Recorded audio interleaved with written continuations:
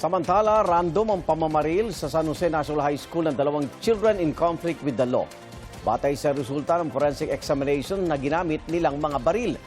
Posible namang maharap sa reklamong negligence ang kaanak ng dalawang menor de edad na may-ari umano ng ginamit na baril sa krimen. Yan ang unang balita ni Rafi Tima.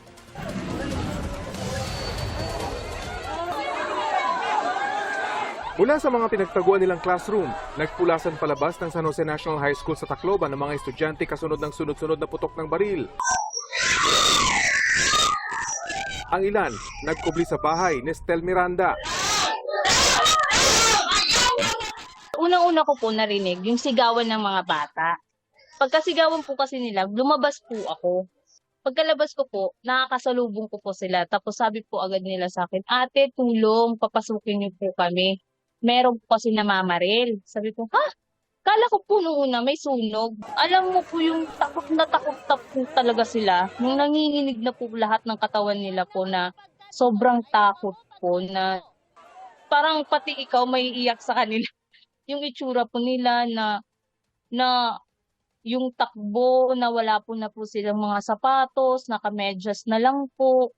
Yung po grabe po yung mga mukha ng mga bata sa sobrang takot po. May hinimatay pa dahil sa takot at pagod. May dana polis, kalma na kamo, may dana polis. Ay nakamo. Sumailalim sa psychological first aid ang mga guro. Kabilang dyan si Teacher Evita na inalala ang huling pag-uusap nila ng nasawing estudyante na si Chris Lawrence. Tinulungan pa raw siya nitong magpasok ng mga gamit sa mismong silid kung saan nagtapos ang kanyang buhay. Nung pagkalapag niya, sabi ko, "Thank you, Vic." Nagsagot pa siya na, "Thank you, ma'am."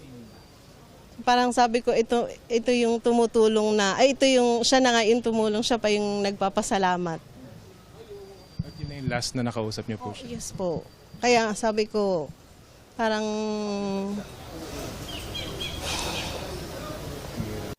Sinulubong ng yakap ng mga guro ang bumperong si Fire Officer 2 Ludwig Eric Sosa. Siya at isang nakasibilyang pulis ang humuli sa 15 taong gulang na shooter. Isa siya sa maraming itinuturing nilang bayani.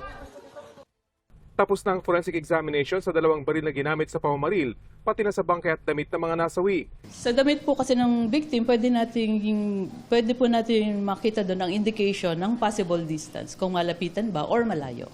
Base sa resulta, lumalabas na galing sa malayo ang tama ng mga bala sa mga biktima. Indikasyong random ang pamamaril.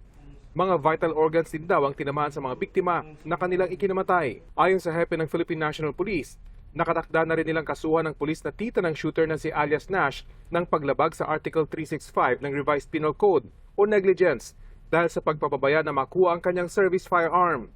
Ito rin ang posibleng ikaso sa lolo ng 15 taong gulang na shooter na nagmamayari naman umano ng kalibre 38 baril. Wala pa silang bagong pahayag. Ito ang unang balita. Rafi Tima, GMA News.